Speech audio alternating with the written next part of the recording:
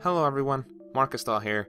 I just want to do a quick little video going over some of my thoughts on the virtual reality industry and how they've changed in regards to all the news that has come out from Oculus in these past few days. Also, there may be quite a bit of background noise since there's quite a little bit of going on in my household right now, and I can't really make them stop all of a sudden, so yeah, please try to bear with me with that, and yeah, let's just get this started real quick. So, what's been going on recently in regards to virtual reality news that's making me make a video? Essentially, last week or so, or 2 weeks ago at this point, Oculus announced that they were going to be releasing the CV1, or Consumer Version 1, of their Oculus Rift product in the first quarter of 2016. This is pretty big news since for the past few months they've honestly been really quiet in regards to what they've been doing, essentially. So just suddenly getting this news that we're going to be having the CV1 releasing at some point with a sort of fixed time period was rather exciting. Although they did hold off on the announcement of its specs and what we could expect in terms of its hardware requirements until the following week. Just going off of the images, we could see that the design is considerably more sleek compared to what we've had with the dev kits previously, although that's to be expected considering this is a consumer product. And in addition, they seem to have integrated headphones directly into the headset. I'm honestly not too sure what I think of this yet. I honestly hope that they'd allow us to remove them since I'm planning on buying a pair of ATH M40s or M50Xs in the near future, so I definitely want to enjoy the higher quality audio from that instead of this, but who knows, maybe there's some extra features going on there that we just don't know about.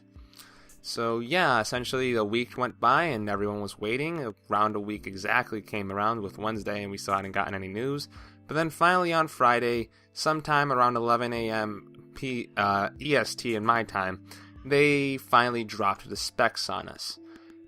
Well, sort of. They dropped the PC specs for us. Essentially, instead of announcing the specifications for the headset directly, all they've done so far is announce the computer hardware requirements for the headset instead. So instead of telling us this is the specifications for CV1, they're basically saying this is the PC you'll need for CV1.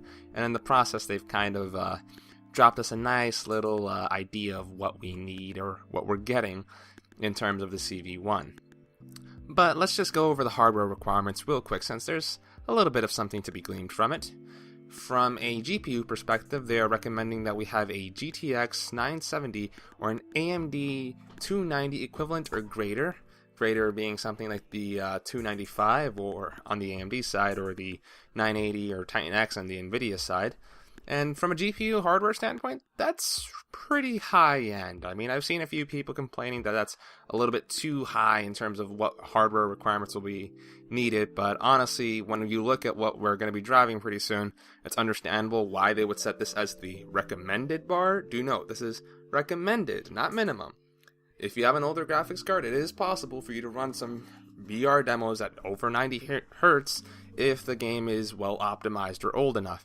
I mean, I think I can recall getting 60 FPS on an Intel i3 processor with HD graphics from my laptop back in 2011, so running something like Half-Life wouldn't necessarily kill you in terms of the CV1 if you're trying to run it, but that aside, let's move on to the CPU requirements.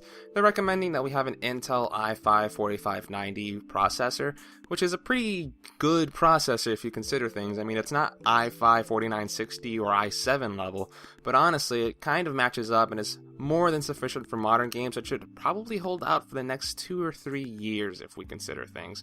And the 8GB of RAM processor, or just plain old RAM requirements, is really standard. I mean, this is just basically, if you have a gaming rig, you get 8 gigs of RAM.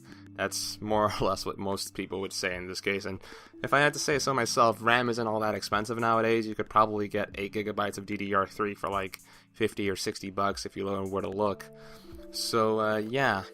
What do I think of the overall hardware specs? They're not all that surprising, honestly. I mean, the i5 only caught my attention because I was actually considering buying the processor rather recently. Although in terms of, well, just because of recent events, I've been debating that purchase now.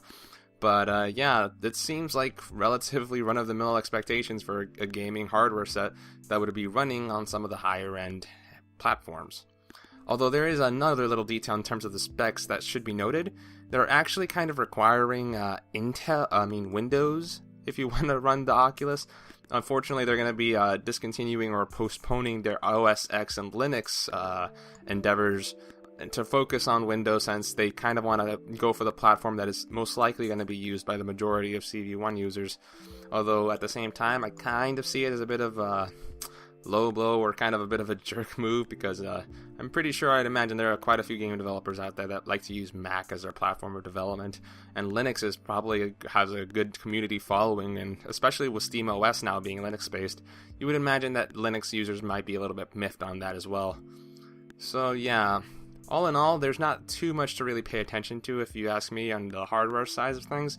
It is a little bit high for many people, but if you're really dedicated about VR, I mean, I bought my CV1, my DK2 for $350, including taxes. It came out to almost $400. If you're able to spend $400 to what amounts to a monitor, I'm pretty sure you can also spend the money on the graphics card as well. So anyhow, moving forward, there's another little bit inside of this article that they dropped in on us. I kind of feel it's a little bit sneaky, but I'll go into what I'm thinking in that regard later. But yeah, essentially they dropped in the middle with regards to the raw processing requirements. I'll just read this whole paragraph for you just to let you guys know. This is where they supposedly have provided us the CV1's expected specs. On raw rendering costs, a traditional 1080p game at 60Hz requires 124 million shaded pixels per second. In contrast, the Rift runs at 2160 by 1200 at 90Hz split over dual displays, consuming 233 million pixels per second. At the default eye target scale, the Rift's rendering requirements go much higher, around 400 million shaded pixels per second. That means by raw rendering costs alone, a VR game will require approximately 3 times the GPU power of a 1080p rendering. You catch that right there? 2160 by 1200 at 90Hz split over dual displays. That is going to be the specifications in all likelihood of the consumer version 1. And allow the backlash and raging to begin. For any of you that don't really have any perspective on this matter, let me go over the DK2 specs for you right now. The Oculus Rift DK2 operates at 1920 by 1080 with only a single display at 75Hz with low persistence. If you compare that just on paper based on this blog post to the CV1, there's really not that big of a difference. The 2160 implies we're getting 1080 by 1080 on each side, and the 1200 means we're getting a higher vertical resolution than the 1080 that we currently have. And splitting it over 2 displays is also an interesting change. The 90Hz is definitely an improvement, something I've actually been curious about since Valve's actually noted for a long time now, I think since 2013 actually, or at least early 2014, that 90Hz is really the place you want to be in regards to virtual reality rendering speeds, since it really provides you with a much smoother movement, and it seems to hit some kind of threshold for our eyes in terms of processing the image that really starts to help in regards to presence.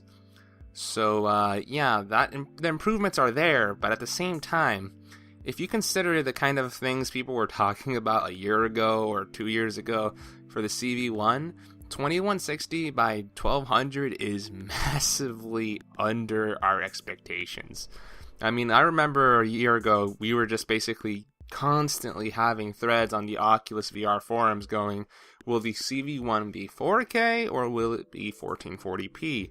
And here we are at a resolution that isn't even 1440p, it's sub 1440p.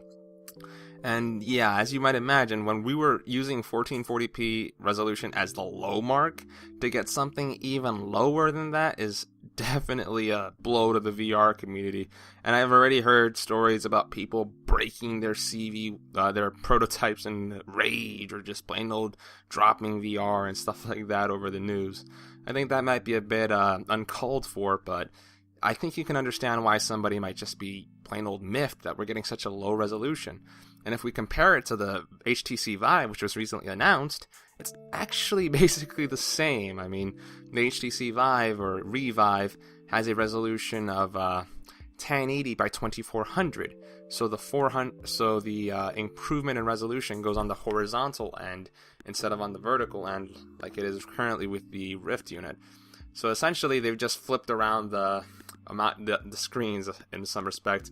I'm really curious as to what that's going to mean in terms of the FOV, but anyhow, that just means that we're going to be seeing the Rift be a product that is below our expectations from a resolution standpoint, released after the HTC Revive, which is going to be more or less the same in a lot of areas and has already been proven because people have already tried the HTC Revive. We haven't really seen the CV1 in the wild yet, unless you want to count the Crescent Bay unit, but if people hear that the Crescent Bay unit turns out to be the CV1, I'm pretty sure there's more than enough people are going to be miffed. It's like, did you guys not improve at all? Didn't you say you had plenty of other prototypes that were way better than Crescent Bay, but Crescent Bay was just the only thing that was presentable? So yeah, as you might imagine, there's a lot of backlash going on right now. And I was personally one amongst the people. I mean, I didn't necessarily go out and start raging immediately, but at the same time, my immediate impressions were bleak. I can remember going through my day at work, just initially starting off just mumbling or thinking about it a little bit, and then eventually progressing downwards towards immediate regret over my life's choices, immense amounts of rage, anger, feeling of being betrayed, then depression, and then just eventually just confusion and being lost, because the truth is, everybody, we still don't know all that much about the CV1. These specifications are good and all to give us an idea of what the CV1 is going to be, but at the same time, we still need to know more. For virtual reality, there are other factors at play that matter. Some things that actually Palmer Luckey mentioned rather recently. As a matter of fact, I don't currently have it opened up, but I'm going to go over to the Twitter page for Palmer. I think Palmer Twitter might be. Yep, there we go. I'm going to go over to his Twitter page, and he actually posted a few tweets going over some of the things in response to some of the backlash in regards to why they made the decision that they made in terms of the resolution. And here's one of the ones that gives us a good amount of details. The CV1 displays are on the cutting edge of current display fabrication technology. Low persistence, high fill rate, 90 Hz, global update is critical. And when you think about it, he's right. Even if a 1440p display were available right now, which thanks to GeForce it is, and even if you could overclock it to like 75 Hz as we did with the DK2, which was basically just the Galaxy Note 3 screen. So since the GeForce is Galaxy Note 4, you would theoretically hope that you might be able to get a similar overclock on the display, but anyhow, even if you could get that 75 Hz, that 90 Hz would just be more important. And the bigger detail that I kind of caught right here is the high fill rate. Well, not fill rate, just the high fill. For those of you who don't know, one of the biggest issues with current HMD technology is this thing called the screen door effect. It's an artifact of the distance between each pixel in the array that is set up in a screen. So whenever you magnify that already tightly packed density of pixels, when you magnify it, now all of a sudden the density goes down, and you see the spaces in between each pixel, and it's extremely distracting to see each pixel just changing individually when you can see the grid that's separating every one of them. So having a high fill display essentially reduces the amount of black space that's there, making it so that the image appears much clearer than it currently does. Even if the resolution may be a little bit higher, such as in the 1440p case of the Gear VR, it might not feel quite as sharp as the CV1 because the CV1 has a greater fill. So in that regard, you could say that perhaps the CV1 could still turn out to be a significant boost over a DK2, even if it already is because based on what Crescent Bay's response has been, it's definitely a big boost, and if people are anything to go by in terms of the Vive, it seems to be similar as well. Low persistence is another key feature that he goes into again, I believe. There's a resolution-persistence threshold for this to happen with micro movement and head as opposed to large rotation. CV1 hits it. Going on the previous post, this is in reference to the high frame rate temporal anti-aliasing kind of effect that kind of occurs when you have a high frame rate. It kind of makes it feel as though the display is sharper than it actually is. I'm not too sure about this since I've currently only experienced roughly 120 Hz on a TV. So it'd probably be better to ask somebody who has had that experience. But at the same time, I can kind of imagine what he's going for there. And I'm just curious, in all honesty, over the optics and FOV right now. Because if it's not over 90 degrees, I'm going to be pretty miffed personally myself. But anyhow, let's go back to the Virtual Dreamers blog post just to kind of go over a few of my points right here. I was analyzing real quick some of the resolution details right here. 2,332,800 pixels. That's what we're getting right now. There's only really a 12% boost or so over what we currently have. Or actually, look right there. I just kind of got my math wrong. It's not 1080. It's 1200. But effectively, we aren't getting that significant of a boost if we really consider things. I'd say it's at best a 20% or even an 18% boost over what we currently have, which isn't all that big. And for those of you wondering, why do we care about resolution if I just mentioned that the fill is considerably more important in certain regards? It's because while fill improves the perceived resolution, there are still some things where you just need more resolution and more pixels to display things. The two prominent areas being small objects and text. Text right now in VR will be uncomfortable for anyone who wants to view it, simply because there just aren't enough pixels there to make the text look nice and smooth like we would have on a Retina display or even a regular display. So the lack of that means that we're probably not going to be seeing many people trying to use their CV1s or HTC Vives as desktop replacements, like a lot of people have been hoping for since the very moment the Rift came out in the first place. And I've actually tried out some of these features using a virtual desktop, and I can definitely see why we want more resolution. So in that regards, just having a slightly improved resolution, while satisfying, is nowhere near compared to just getting like 4 times the resolution like something with 4K would get us. It's actually making me kind of curious to see what the Galaxy Note 5's, if it gets one, Gear VR will present to us. But in terms of what my overall thoughts on all this is, because now we're kind of all on the same page, we have all got the information. Truth be told, I'm kind of down on the industry right now. I was already a little bit pessimistic since the beginning of the year due to the lack of information and due to the seeming slowing of progression of the VR technology, and just seeing this kind of makes me feel as though that VR, even though it has a lot of high profile, very big companies behind it, might not necessarily be receiving the attention and dedication that I was hoping for.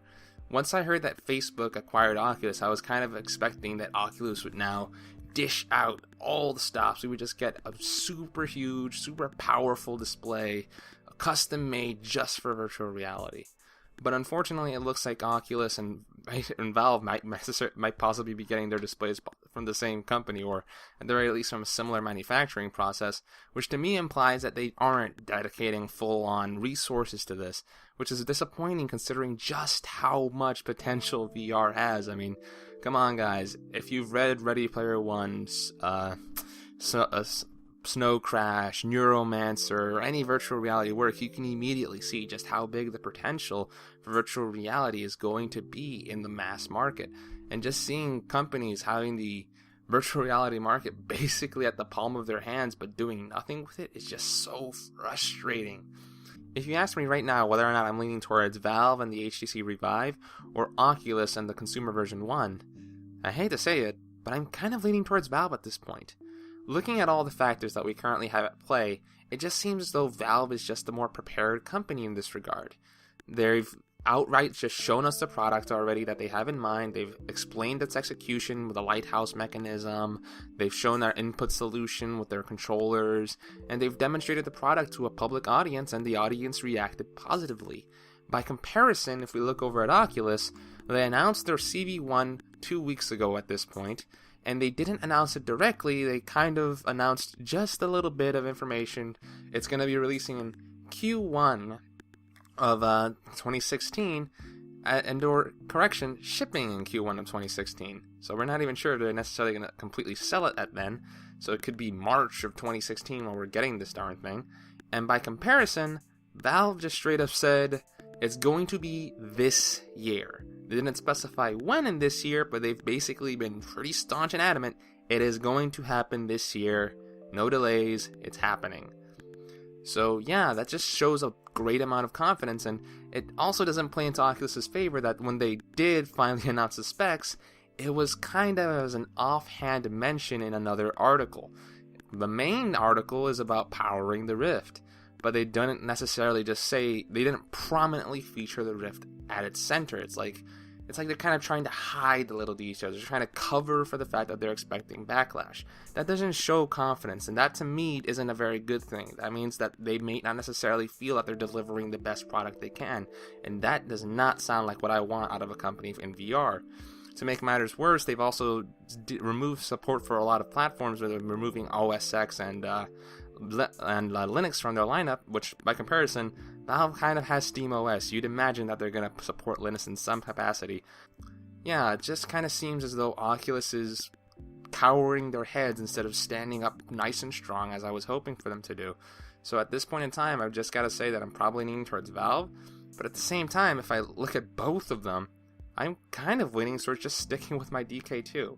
The improvements in optics are going to be there, but at the same time, it just doesn't feel like it's a significant enough boost to warrant the upgrade. And in all honesty, virtual reality as a whole is just seeming as though it's really just not ready. Even though it's been 3 years now since the Oculus Rift first released, it just doesn't feel as though virtual reality is ready for prime time. Input solutions aren't standardized yet, developers still haven't really created that complete must-have virtual reality app, and it just doesn't feel as though anybody in the industry is completely on the same page as to what they want to go for. And even if we had a good idea what we want to go for, a lot of the things we want to achieve at this point just aren't possible with the current technology. I mean, I'm pretty sure that most of the people that follow this channel probably would want CV1 or CV2 or something to release with something like Sword Art Online or some kind of awesome virtual reality RPG or gaming product, but I just don't see that happening with our current virtual reality input solutions. I wouldn't expect to see something like that till 2018, and 2018 is around the time that Oculus said they want it to be around CV3 or CV4. So that tells me personally that we aren't going to exactly be seeing the very best of the virtual reality industry anytime soon. I was kind of hoping that perhaps at this stage, Oculus and the other larger virtual reality companies would be smart and try to target only the large and rich minority. I know that probably doesn't sound very good, but we have to consider that usually this is the way technology progresses. The rich minority that kind of have the money to blow on this stuff spend for the highest end products that they can get, and over time the technology improves, becomes more manageable in terms of cost perspective, and it spreads out to the consumer base as a wide whole. But based on what I'm seeing at this point, it almost feels as though Oculus, and maybe not necessarily Valve, because I honestly haven't really seen too much of their VR strategy so far, but it just seems as though Oculus at this stage is just trying to go for the whole enchilada of mainstream from the get-go. And I just don't think that's the right way to approach things like this. And it certainly doesn't really give me much confidence in terms of what virtual reality is going to be achieving. But yeah, let's just say that my already bleak outlook on virtual reality has completely slowed to a crawl, and if anybody out there is worried about virtual reality coming up and running away without them, at this point, I personally am probably going to be scheduling or rescheduling most of my projections for things for the 2018-2020s at this stage. So if anyone's wondering, do I need to rush for virtual reality? My answer is no at this point.